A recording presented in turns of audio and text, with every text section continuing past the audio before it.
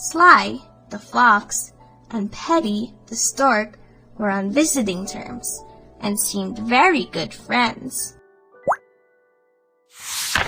Sly invited Petty to dinner one day, but for a joke, put nothing before her but some soup in a very shallow dish. Easily lapped up the soup to his heart's content.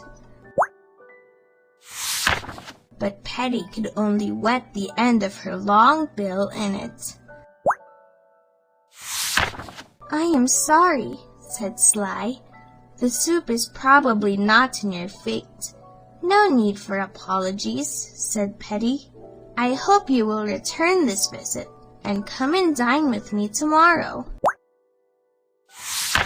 Sly accepted the invitation and headed for Petty's place the next day. When they were seated at table, Sly found that the dinner was contained in a very long-necked jar with a narrow mouth, in which he could not insert his snout. As Petty finished her meal, Sly sat there starving.